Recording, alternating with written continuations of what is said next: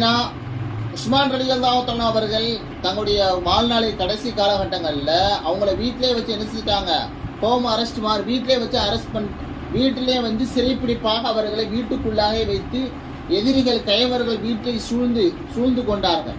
வீட்டுக்குள்ளாகவே சிறையிலே அவர்களை அடைத்து விட்டார்கள்.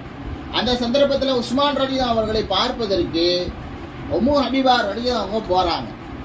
போகக்கூடிய சந்தர்ப்பத்தில் அந்த வெளியில் இருக்கக்கூடிய அந்த கெட்டவர்கள் அந்த கயவர்கள் என்ன செய்யறாங்கன்னா, இந்த அம்மாவை கேலி கிண்டலா பேசுறாங்க. ரொம்ப அசிங்கமான தகாத வார்த்தைகளில் பெண்ணென்றும் பாராமல் பேசக்கூடிய சந்தர்ப்பத்தில் ஒரே ஒரு வார்த்தை சொன்னார்கள் இவர்கள், மாலஹு கத்தலஹுல்லாஹு யதஹு வ அவ்ரதஹு.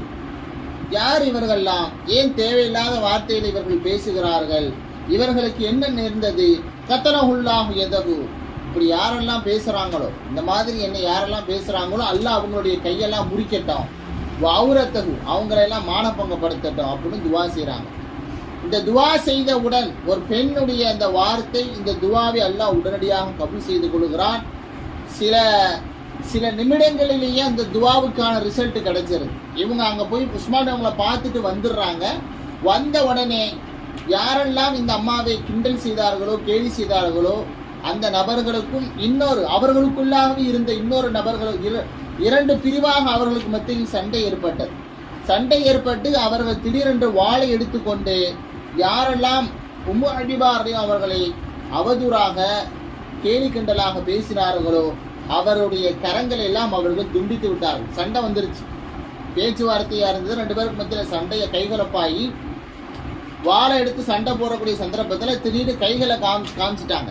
கைகளை காமித்த உடனே கைகள் வெட்டப்பட்டவுடன் அவர்களுக்கு என்ன செய்வது என்று தெரியாமல் தங்கள் ஆடைகள் எல்லாம் அவர்கள் கலைந்து விட்டு ஓடக்கூடிய சூழ்நிலைகள், அவர்களை மானபங்கம் அவர்கள் ஏற்பட்டுவிட்ட சூழ்நிலைகளையும் இங்கு நாம் பார்க்கிறோம், இந்த வரலாற்றில் பார்க்கிறோம். அப்போ இந்த அளவிற்கு அவர்கள் அல்லாஹ்வோடு தொடர்பிலே அவர்களும் இருந்திருக்கின்றார்கள். துவாக்கள் அங்கீகரிக்கக்கூடிய ஏற்றுக்கொள்ளப்படக்கூடிய முஸ்தாபு துவாவான பெண்மணியாகவும் அன்னை உம்மு ஹபீபா ரலியல்லாஹு அன்ஹா அவர்கள் இருந்திருக்கின்றார்கள்.